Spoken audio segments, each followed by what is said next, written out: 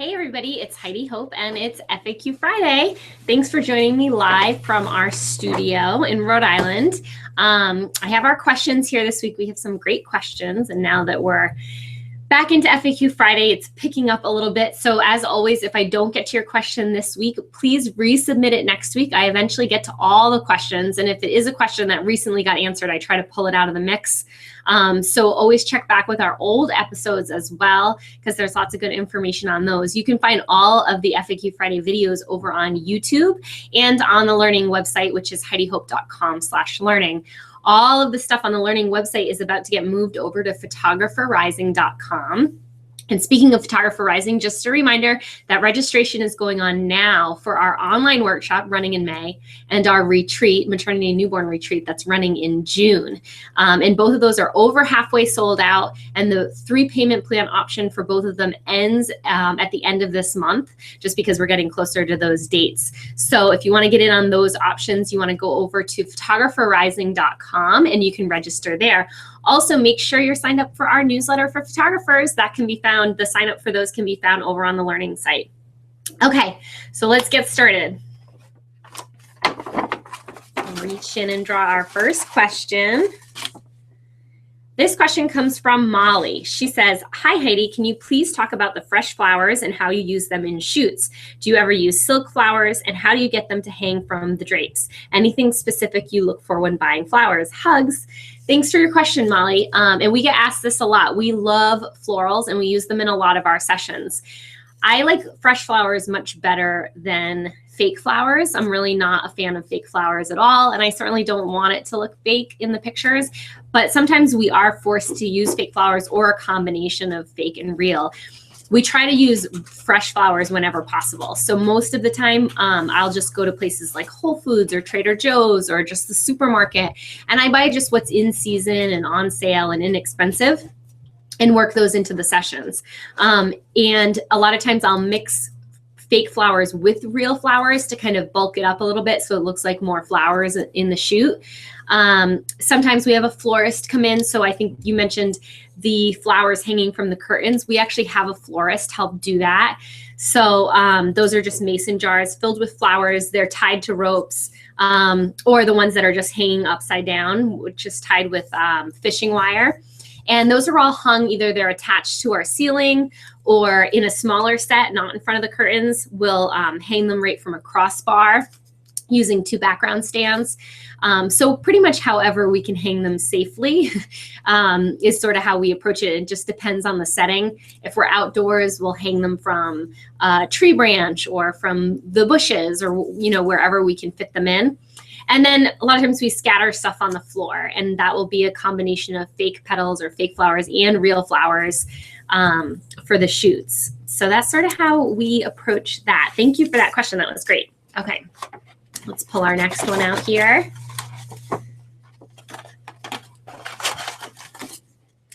This one is from Angels, it looks like. I don't know how that printed out, but the question is, please tell us how you get the dreamy effect in your photos. The soft airiness is what I am loving that you do. The quality is remarkable. Thank you so much. There's a lot that goes into the look of our photos, and it's definitely not just one technique. It's not a particular editing technique or anything like that, although that would make it much easier to answer this question. I think one of the most important thing about our photos is the light. And we set up our studio to have as much natural light as possible. We use only natural light. And it is really soft light. There's a lot of reflective surfaces in the rooms that we shoot in. So there's a lot of white walls and white floors. And so it's a really soft, even lighting. And I think it gives that soft, glowy look that you're seeing in our portraits. A lot of people, when they come to in-person workshops and they're taking the pictures, they're like, wow, this looks so good. And it really is the light. And that's, light is the foundation of photography. Light makes an image better 100% of the time. I say that a lot. But using great light is going to make great photos. And that is the foundation of it for sure. So great lighting is number one. And then we shoot more on the wide open side. We're not totally wide open all the time, depending on our subject. And I think there's another question about that, so hopefully we get to it today. But we're not always shooting completely wide open, but we are shooting with smaller f-stop numbers in that range where we're going to get that kind of soft, creamy look to the background while our subject's still in focus. So that's another thing that lends itself to that look. And then in our processing, we certainly do process in a style that's really light and bright and airy. So that lends itself to that as well. So I think it's a combination of all those things, the lighting, the camera settings, and the post-processing that kind of all work together to give our sort of signature look that you see in our photos. And, you know, we have good lenses, we have good cameras, and that helps too. It's not 100% of what's important. You know, there's a lot of things that go into good photography, but having good equipment really helps too, especially if you're in a lower light situation, like on a dark or rainy day when we don't have that warm, glowy light. A lot of times having the best equipment, knowing exactly what our settings should be, knowing how we post-process it, those things can help in a less than perfect situation with the light. So, okay, great question. Thank you.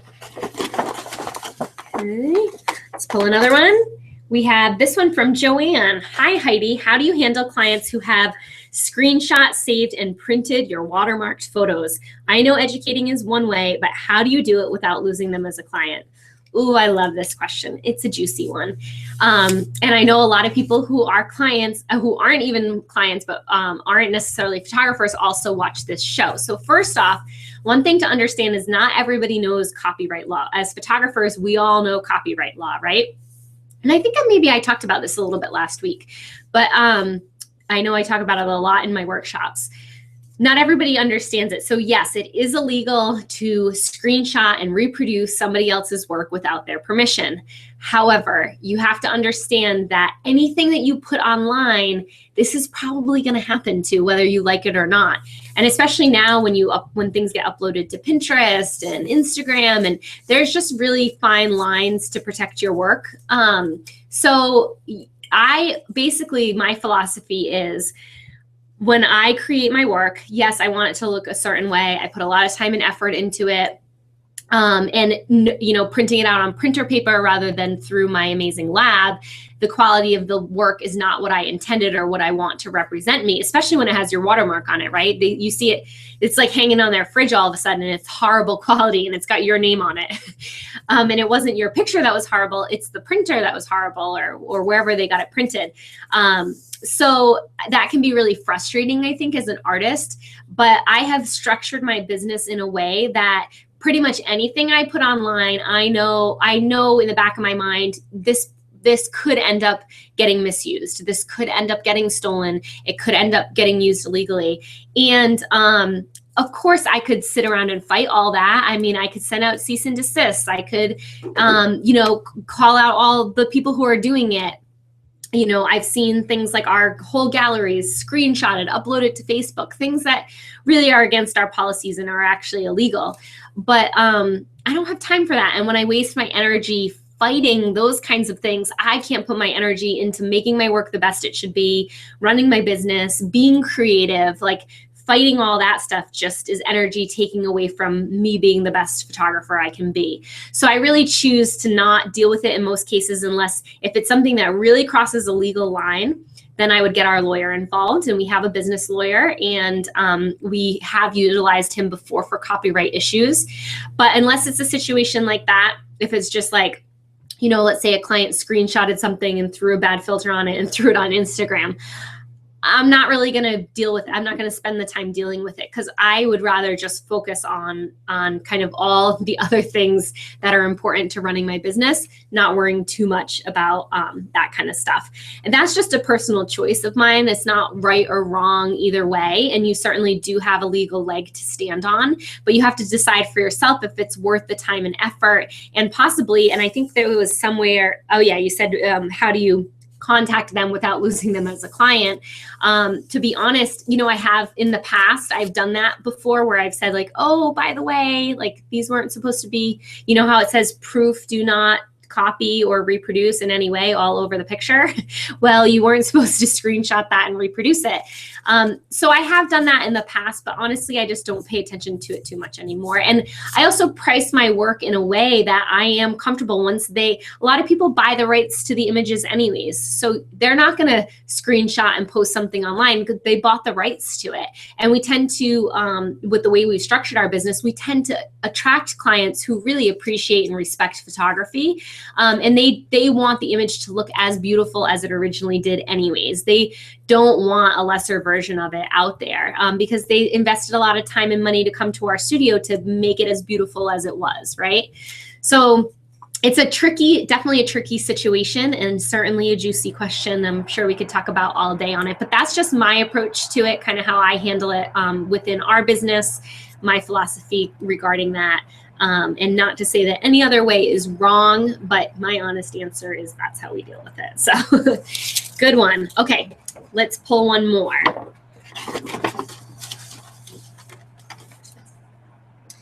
Okay, Kim asks, besides having a great camera, how do you keep all family members in crisp focus while still achieving the bokeh effect?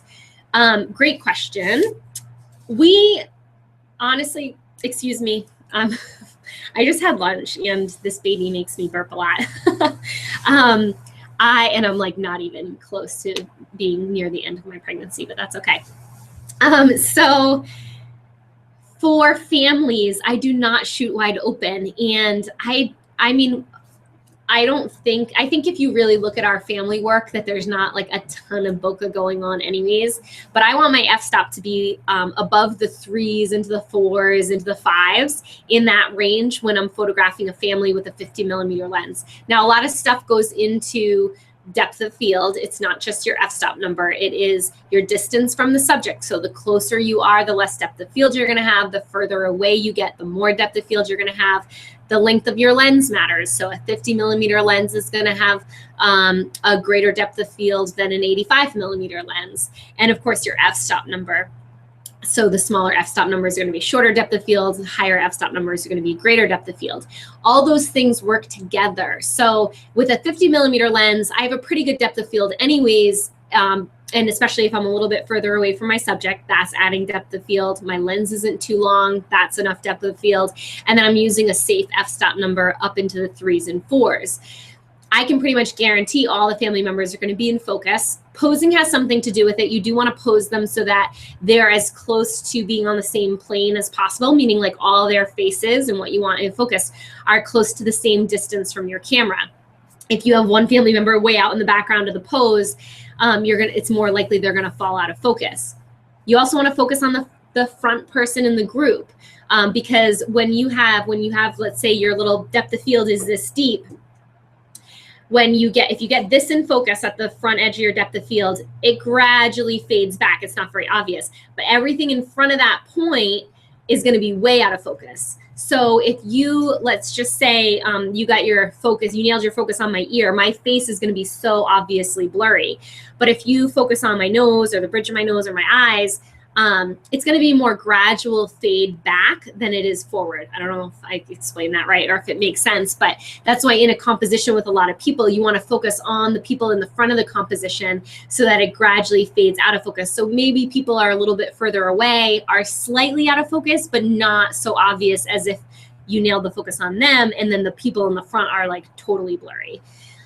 So that's another trick, focusing on the people in the foreground. Do not shoot wide open. That's personally my choice. I mean, we photograph a lot of families with young kids. Young kids are always moving around. It's hard enough to get them in focus in the first place. And you only have like a split second to get the shot because usually they're like crawling out of their parents' laps and they want to run around. And so if I need that image where everybody's looking at the camera smiling because that's what the clients wanted out of their shoot, that's what they hired me to get, then I don't want to risk it by shooting wide open because I just don't have the time. Now, if I'm taking a really artsy shot of like let's say a maternity or even a high school senior or a child model, they're going to stand there for a long time and let me get the image perfect, and I can shoot wide open and get that beautiful bokeh and be a little more artistic about it. But when I have all those other challenges going on of a normal family portrait with young children especially, then I really I want to get the shot that the client hired me for. And then I can open up my f-stop and get a little more artsy later. So I hope that answers your question. It really just, I think if you look at those bigger family portraits, we don't have a lot of bokeh in them because I'm not shooting wide open. Okay, I think we'll take one more for the day before we wrap it up because I started a little bit late. Let's see. Katie's. This is my favorite question. I'm glad we got to it. Okay, Katie asks, here's a question a little less serious. You have gorgeous Victoria's Secret hair. I mean, obviously, this is my favorite question. Flattery gets you everywhere, Katie. What are your favorite and must-have hair products? You would be surprised. I actually do not use any hair products for real.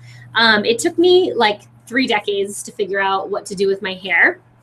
My hair is really wavy. I straighten, well, you can kind of see underneath. It's really super wavy, and I don't wash it. That is the big secret. I only wash it like once or twice a week. And I know it sounds gross, but once you stop washing your hair so often, you don't need to wash your hair so often. But my hair is like a really coarse, wavy texture. So if I just use a big barrel curling iron and I just twirl it, and then it stays like this. It'll stay like this for days. So you can just touch it up every day. But I don't put a thing in it. And if I put product in it, it actually like weighs it down and flattens it. So yeah, I mean, I know that's everybody's burning question, but that's for real what I do with my hair. Actually, I get the most compliments. I tell this story a lot.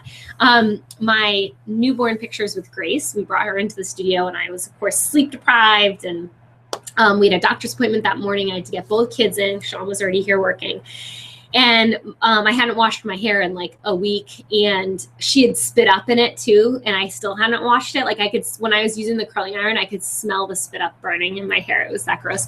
And I get so many compliments on my hair in those pictures. People are like, how did you do your hair that day? What did you do to it? And I was like, you just need to not wash it, have a baby throw up in it, and you'll be all set. You can get that look any day of the week. So I highly recommend, get some food in there, a little baby spit up, the more the merrier. So thanks for the great questions. Thank you everyone for joining us this week for FAQ Friday.